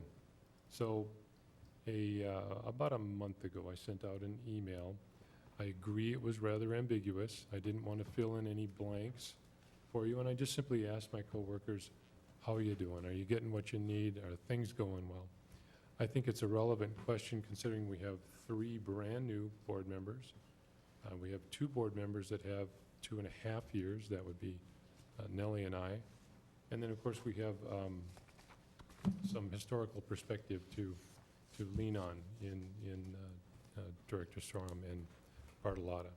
So part of my style of handling these is just to say, what do you guys think? And I have, hang on there, I know I have them here. I did get some questions. The best way I know how to learn from people is just to ask. My crystal ball has long since broken. My filing abilities are absolutely horrible. It's okay to chuckle. So, look at that. They made it in there. Well, while you're waiting, Mr. Chairman, from a historical perspective, I think we're doing fine. So I did ask. All right. I want to get to there was a few questions. Jim Sorum had a question. A lot of questions for new board members. There's stuff still on their minds, so much about policies, processes. Be beneficial if they had one-on-one meetings with the superintendent. And it's my understanding that those meetings are still made available. And the superintendent assures me that his door is always open and is willing to make time for whoever. Yeah. And I'll be meeting with each board member on a 6-month review with me. Coming up. Yes, coming up. And Jim also makes himself available for any and all of us to lean on that historical perspective. He says that he's not necessarily a fan of the next portion of this agenda, which is when we share our board member reports. It's possible that perhaps we're sharing a little too much. And that's my interpretation of his remarks. So we have an opportunity, Jim, to share. If I don't want to put you on the spot, but since we voted to have all these on television and recorded, you're on the spot. Did I really write? Well, you know, I summarize, and perhaps my ability to summarize is lagging Well, something. I think just from a historical perspective, that the board meetings are actually action meetings, and we share, you know, what committee reports and a variety of other committees that we've worked on, you know, inter-district and not district. And some people have more time to go visit all of the schools and do all of those types of things, but to hear all of that at a board meeting, I think sometimes drags the board meeting out. So it's just a concern. Especially if you're hungry and you didn't eat dinner. Right, you know, beforehand. Monday nights, they have Yeah. that special at Applebee's that I know some Yeah. members like to go with. Well, just personally, my perspective is that I see it as an opportunity to share and to communicate, to share with the public. And part of what we do on the board is to interact with the public. We're expected to interact. And I think that people in the district don't always know that the board members are there. And I think it helps. And I brought along an example tonight, and you'll hear this later, if you stay. Just how we can get in and see what's going on in the district. And I agree that not all of us have the same opportunities. My opportunities exist primarily during the day and not so much in the evenings. And I know that's converse for some others. So I'm hoping that it's a positive, and I'm hearing good things back from it. And it certainly isn't my intention to say, look at all these things that I've done that somebody else hasn't. I think collectively we use these opportunities to share. So that's my intent. I think Director Sorman and I had this conversation once before, and I think what we were saying is if we were at another $100 million corporation and we're at the board meeting and I was at a subcommittee meeting, I would inform the other members, you know, here's the things that we talked about, here's what was important, here's, you know, what you need to know. We wouldn't necessarily tell them, this is what I had for breakfast, and this is where, you know, I went for lunch. And so I think I took what he said, and I've tried to actually condense mine a little bit too, instead of necessarily saying, hey, I went over here, went here, boom, boom, boom, boom, boom. I just said, well, this is the committee I was on, here's what we met, here's what we talked about, and just try to, you know, keep the agenda moving. So that was, you know, to give a historical perspective of that conversation from 3 months ago. That's where, that was the direction that I took from it. It wasn't can't say anything, It was a campaign. Yeah, Don. Yeah, that was during the campaign. I have to say that last fall, when I came to visit a few board meetings before I was here, I kind of had the same perspective as you guys. I thought that that time is only if you're like at a committee and you're reporting on that committee. That's what it was intended. But then after I watched and I saw what was going on and saw how it's being handled, I kind of changed my position and thought, this is something that's a good idea for the community to hear what the board members are doing and what's going on in the community, and it helps people hear the things that are going on in our schools. That, maybe if you have a student at Jefferson, you don't know about the things that went on at Valley View Elementary or Oak Grove Elementary, or vice versa. If you have a student at Pond, you don't know what went on at Jefferson. So I thought, it is a good thing when people talk about some of the things they've been to, so that people can hear what goes on in our schools. It just makes people more aware of what's going on. So I kind of changed over the time on that position, so. Yeah, Tom? I don't think it gives us an opportunity as board members to brag about our great programs in Bloomington. I mean, saying, well, I went to a fabulous kinder prep program at Valley View, so that we're shining some light onto the great work that those teachers are doing over there. So I think it's pretty much up to each board member's prerogative if they want to share or not. However they want to do it. I know that it, believe it or not, it takes me miles out of my comfort zone to get up here on television and lean into this microphone and talk about what I'm doing. I'd rather talk about anything else. But it was an opportunity that I had as a board member to get into the district and to move around and say, these things are happening, and so I hope that it's seen that way. But I do like this conversation, and I did ask for input, so I'm not going to shy Are away. you regretting it yet, or? So, What are the questions did Jim have? let's see. See if I ever submit any questions to you. So the next one is from Tom Bennett, and I'm going to try to summarize. Bad alphabetical. No, it isn't. It's just whichever one I pick up next. You guys can. I think it's No, they like this part. squeaky wheels, I guess. Tom is asking about responses to email that individual board members might get from the public or collectively the school board. And what is our response? How does the school board, what's the formal response that if Kelly, if you sent something in to us and it was just to me or just to Tom or just to Rick or to all of us, first of all, how does the district know we have it? And do we send it to the district? Who responds, and what is that response? And so we're formalizing a method of making sure that the superintendent, through Deb's computer, knows that these emails are coming in, because the last thing we want is for somebody to send us a note and just to have it lay, just to have it sit there. We don't want it to languish in my inbox when I think that somebody else already answered it. So we're trying to work out the details of who answers that, and then what is the answer. And we talked earlier about possibly for lack of a better term, a template, a form letter that just says, you know what, we got your email. Because sometimes that's all it takes. Hey, we see this, we got it, somebody's looking at it. And so we're going to try and come to an agreement with superintendent, perhaps Deb. We'll talk to maybe Rick Hoffman on what does this look like? How do we do this? But in the meantime, for those of you that are watching at home, I know we have, millions tuning in now.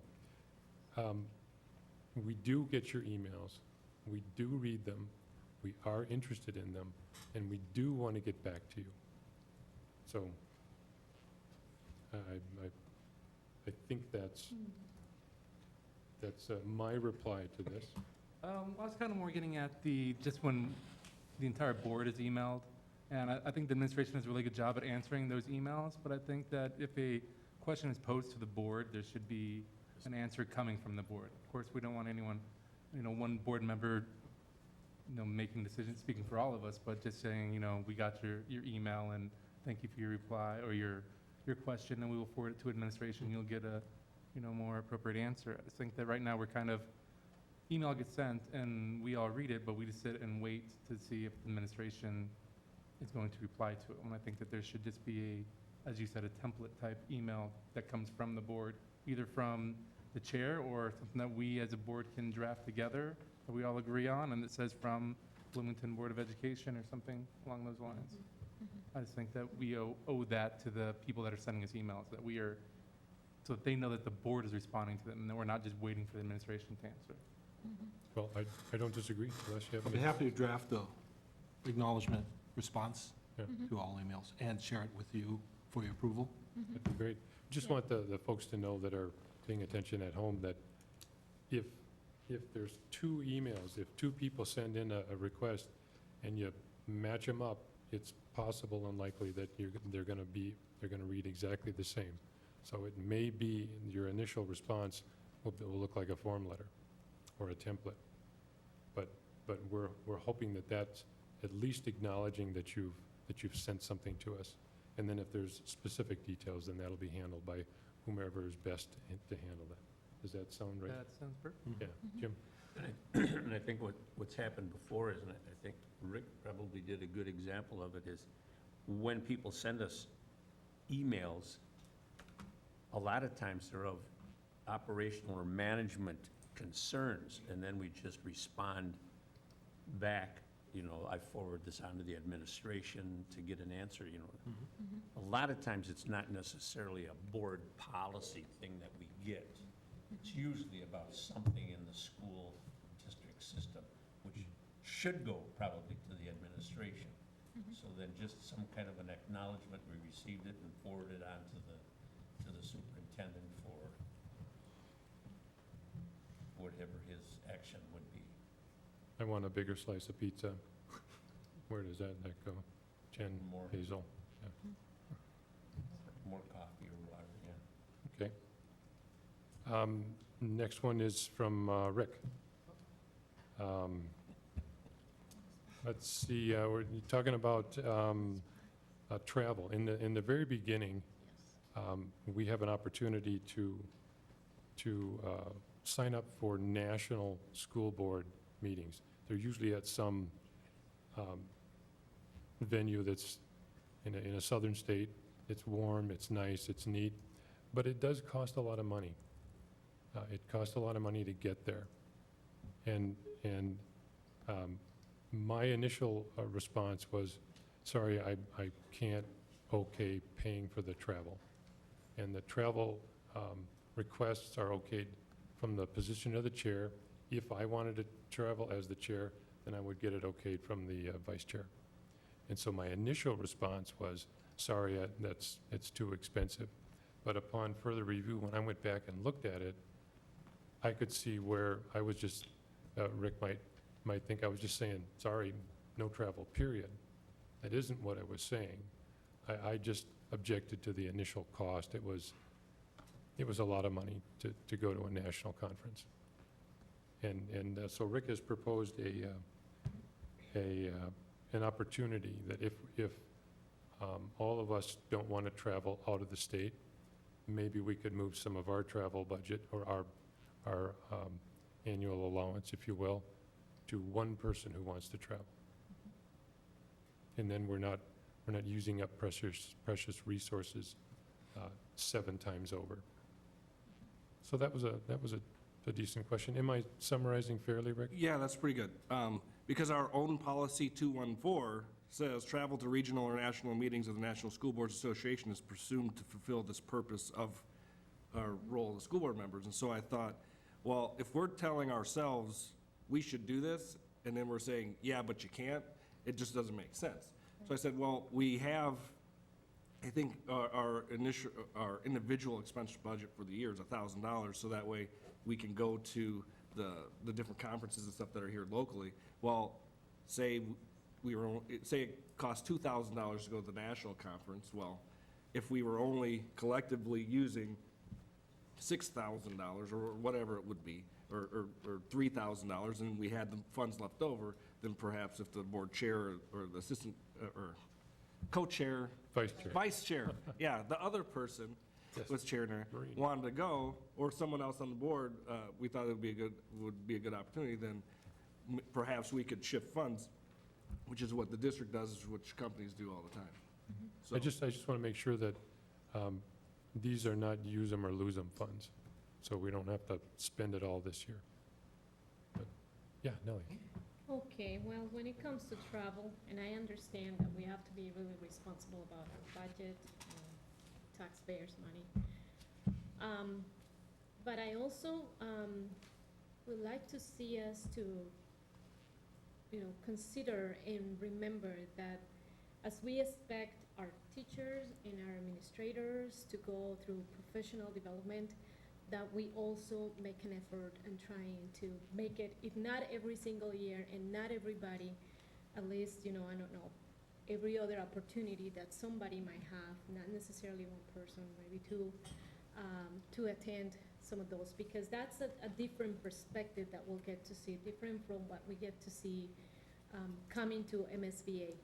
Minnesota, yeah, local, but then, going out there and getting to hear what other states are doing, what other board members from other school districts outside of Minnesota are going through or they're talking about, it's very important. So I don't know, I am not aware of how much money or what the budget is for our administration to go to conferences outside of state, but I don't know if there is a possibility that we might even share some of those expenses too.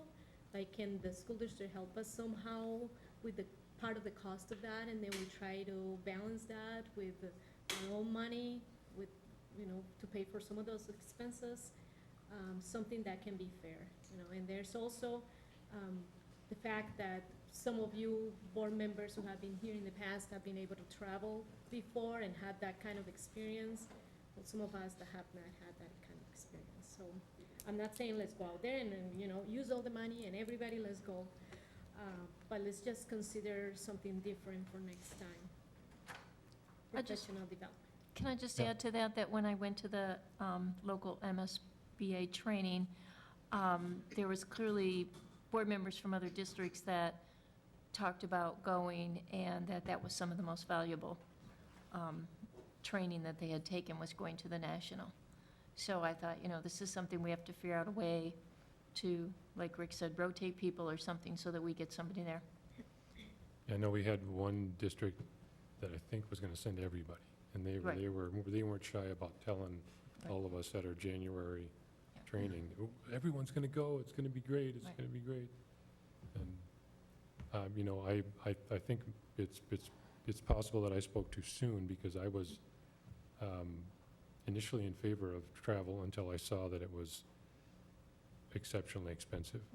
And I still have 3 cents of the first dollar that I ever made, and I'm hanging on to that forever. So, I just don't spend money, and when it's not my money to spend, I don't spend it very well, so. I think we should try to set the expectation that at least one board member attends, because then they could bring that, information back, that we should have somebody going every year. Because now we're missing out on that information that happened at the last one, because we didn't send anybody from our district. Are we all getting the National School Board magazine? Or am I the only one? I don't, Magazine? Oh, not the national, Well, we get the it's a- state, it's a- it's the it's a state one. pamphlet. It's not a It's a- national, is it? I don't know. we get it anymore. We get I get the NSBA. I think I have that. I think it's National MSBI, we get the Minnesota We one. I get the don't- MSBA, but there's also an NSBA that comes to my house. I don't think we get that.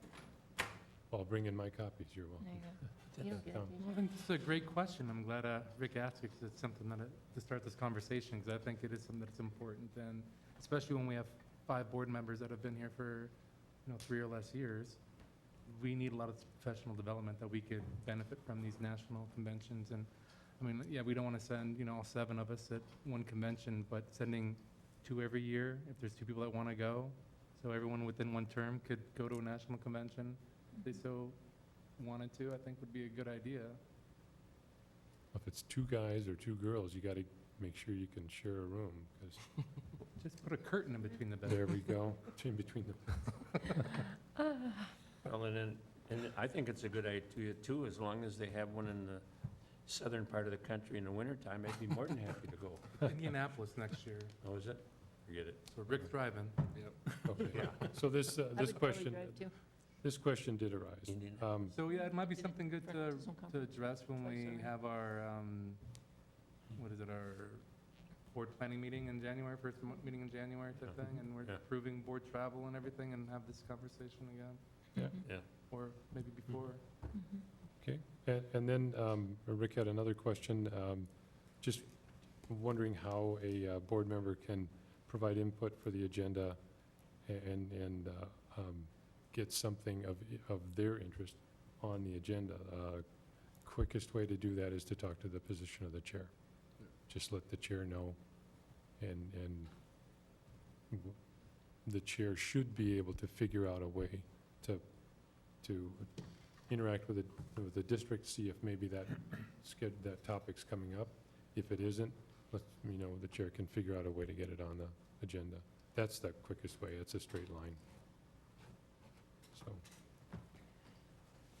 So, then I had a phone conversation with Don, and I'm going to paraphrase that conversation. In general, you feel that things are going well, you're getting your questions answered. Same type of reply from Maureen. Does that adequately reply? And I have a ongoing conversation right now with Nellie. So we just had a conversation today. Well, what I can say right now is that I truly appreciate the opportunity to be able to serve the community and to be able to work with all of you. There's a lot I can always learn from each one of you and from a superintendent and members of the cabinet. So I think in terms of, learning and getting along with all of you, I think we're doing okay. We don't seem to have major disagreements, some here and there, but just normal stuff that we are supposed to have, of course. I just, want to once again continue to ask that all of us keep our minds focused on what is important and our hearts focused on who is important in all this deal, which is the students, the kids, and that we continue to be fiscally responsible, that we continue to pay attention to what we're doing and how we're doing it, and that we continue to ask the questions, that we continue to work together with the administration as we have been doing, and continue to be honest and open-minded too. That is important. There's always room for improvement, just like Kelly said before. There is always that room for improvement from all of us. So that's all I can say for now. All right. Well, this is just how I anticipated this would work out. I think I'd like to touch base sometime in November, and we'll do the same thing. And between now and then, of course, you're always welcome to ask me questions. I know the district, through the superintendent and the cabinet, they have made themselves available for questions. And hopefully you'll get informative answers and then have that opportunity to educate yourselves.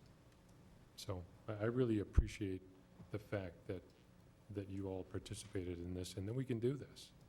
You don't see this very often, and it's a style you may not have run into, but it's one that's worked well for me. I worked in the private sector for 17 years, and this is what I did when I reviewed people that worked for me and worked with me, is we'd sit down, they'd have their favorite soda or water or whatever, and we'd just say, well, how's it going? And then at the end of the year, we didn't have any surprises. So that's one of the goals. All right, now we move on to the board member reports. Jim's favorite part. Jim's got a super long list tonight. This morning I had Lucky Charms and a banana. We waited you. Who would like to go first? And no pressure. Oh, there we go. Well, thank you. In keeping with our agenda as it says, board committee reports, board member reports. Does it Change say it. committee? It used to be board committee reports, not board member. Yes.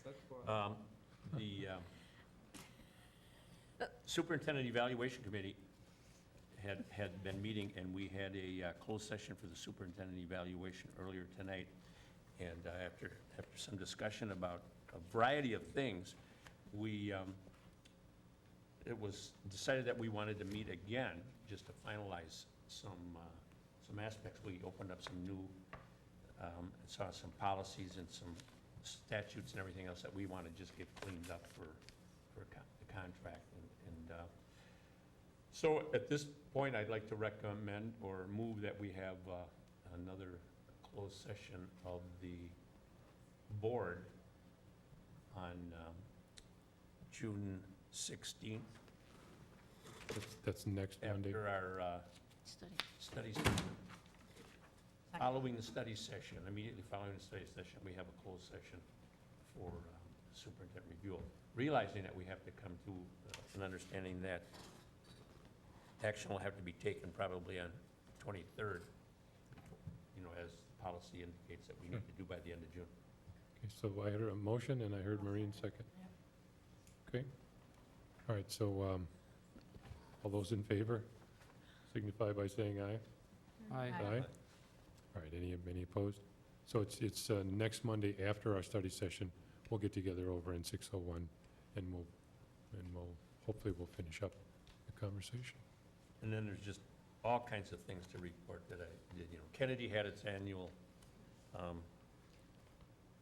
Arts and Activities Awards, and recognized a couple of teachers, one former student that had been involved, and it was just the Rhythm and Gold show choir put on just a fantastic performance once again. It's hard to believe. And even Valley View Middle School had some singers in there. So it's part of the feeder program going into the Rhythm and Gold, and it's just fantastic to see some of the outfits, the costume changes, the abilities of all the kids singing. And I know when we had the art and music curriculum, they were talking about it, the vocal talents are still aplenty here in Bloomington, and we're so grateful that there are so many good teachers that are carrying that forward.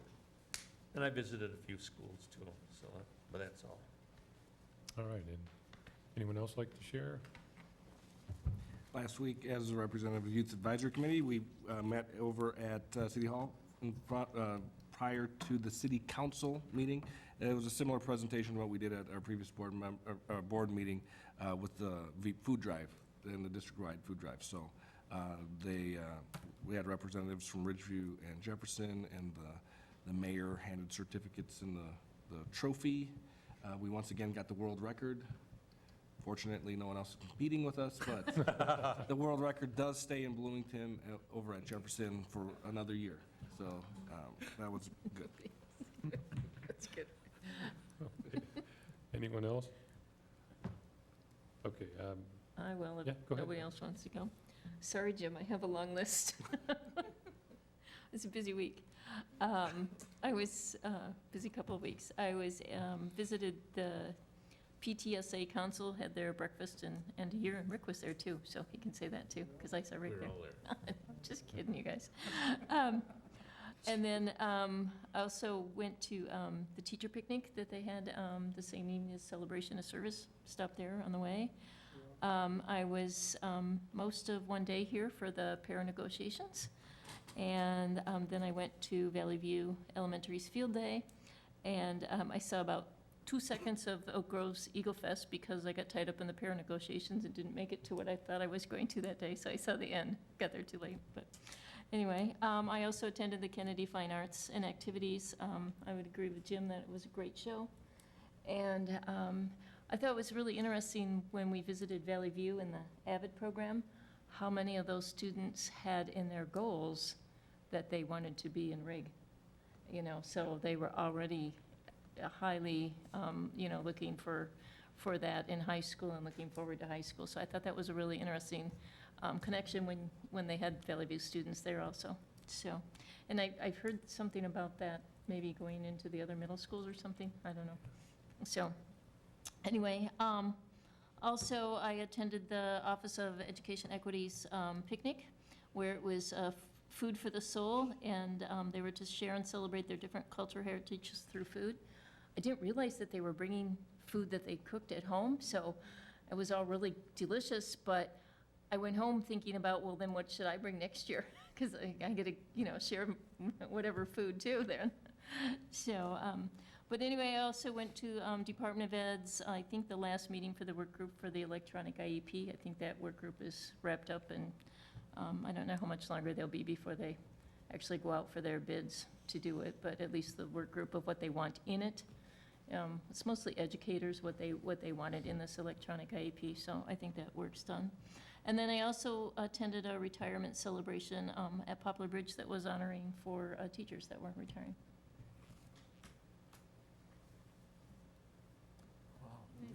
Nellie? John just reminded me of one.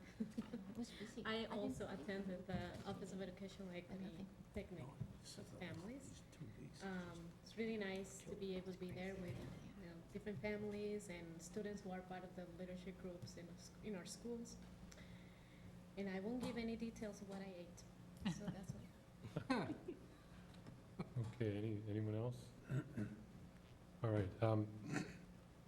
So I was fortunate to make it over to the teacher picnic over at Moyer, and I'll apologize now that I didn't stay much longer, but I needed to get over to the Celebration of Service Awards that evening, and I had to wait and sort of do a tag team with my wife. When she got home, then I was able to cut free, but it's always fun to get over there.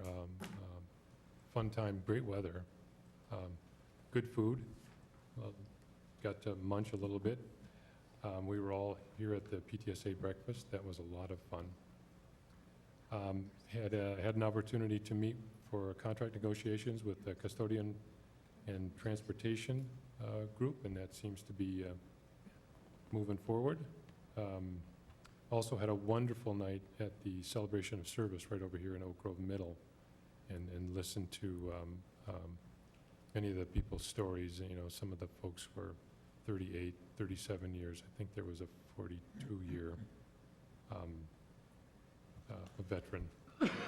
It's always really fun to hand out those awards, and a great time there. Went to the elementary art exhibit over at the Civic Plaza up on the second floor. And I think that ran for a month last month. And I walked up there, and I've seen that now for the last 4 or 5 years, probably, however long it's been there. And the first one that I saw was an owl. And I love owls, and I photograph owls whenever they stand still for me. But this little guy, it was a second grade student from Poplar Bridge. I think he had taken little strips of paper and glued them on, and it was beautiful. It drew my eye right straight to it. So hats off to the little guy from Poplar Bridge. Was also at the Kennedy Hall of Fame banquet honoring the 2 inductees, Don Speck and William Murray. William Murray graduated from Kennedy in '65. That was the first graduating class of that year. And both of these guys are exceptionally talented artists in their own right. I think Mr. Murray taught or teaches at Stillwater Prison and has been for 40 years. That was followed by the Rhythm and Gold concert at Kennedy. And my notes here say that it was absolutely fabulous. I think yours were close to that, Jim. Don and Jim and I made it there. And then after that, I managed to make it over to Oak Grove Church on Old Shakopee for the Box City Vigil, which is put on by the Bloomington United for Youth. And this is where the students get a big refrigerator box or get some cardboard or something. And there are actually some rules to this. They can't bring a tent, they can't bring a camper, and they have to make a shelter for the evening, and they sleep outside. In years past, they had done that over at the state capitol, but they moved it to Bloomington this year. And that was an absolutely perfect night, too. So a lot of fun to see those guys, lots and lots of energy and effort put into that.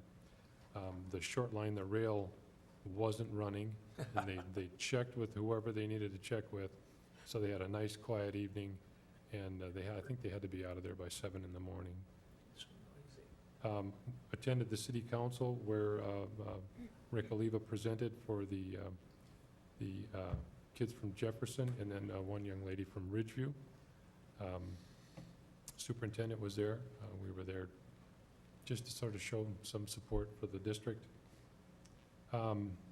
Also attended a District 917 board meeting, of which I'm a member. We went through the superintendent's performance review, and that was interesting to see how 9 board members, there's 9 on that board, went through that review. Attended 917 TESSA graduation, and that is, TESSA stands for Transition Education Service Alternative Program. There were 25 students that graduated this spring, and they appeared to be ready for the challenges that lay ahead of each of them. Also attended the 917 graduation over at the Cedar School, the IDEA program. IDEA, the acronym stands for Intra-Dakota Educational Alternative. And we had one student who made it through this spring. And she was looking forward to working with a sponsored program over at Walgreens in her area. Attended a preschool graduation for the deaf and hard of hearing at Diamond Head Educational Center in Burnsville. It's just across the river. What a treat that was, to see these little guys with their paper hats on, and they kept moving the tassel, not yet, not yet. And they were singing songs and just having a blast. And I think there was 5 that walked over the little teeny bridge. And that's always fun. Also attended a 917 Alliance SUN graduation. SUN is Students with Unusual Needs. One student came through this spring and is certainly thankful for help and guidance of the teachers and staff at the SUN program. This guy had been there 4 years, I think, and what I'm told had made some amazing progress. So last but not least, I did check and I did get permission. There's a 2nd grade student over at Olson Elementary who has written an essay for a class project. And this essay is, how should I say this, is expressing the students' displeasure with the toilet paper in the boys' bathroom. So I'm going to read this to you. And again, I did get permission to do this. Dear Mr. Meyer, Paul Meyer is the principal over there. Excuse me, you said this was a 2nd grader? 2nd grader, yep. In Miss Johnson's class. Dear Mr. Meyer and Mr. Wades, please get better toilet paper for Olson Elementary. It's like sandpaper, rocks and hardness combined. And I'm trying to read this the best I can. You should buy toilet paper that's more gentle. 15 people in my class said our toilet paper is hard. And really quickly, I'm going to show you, he took a little survey. I don't know which camera's showing this, but he's taken the time to make a little survey. It's rock hard and scratchy. It even makes scratching sounds when you wrinkle it. It's very hard. It's thinner than tissue paper. You can also see through it. It can easily rip. It can give you rashes and blisters. And it sometimes hurts. It can damage your rear. It also hurts. Please get new toilet paper. All of us will enjoy it. Sincerely, and the young man has signed it. So I'm told that there was some follow-up from the custodial staff, and they did indeed make an effort to change the softness and the comfort of the toilet paper over at Olson Elementary.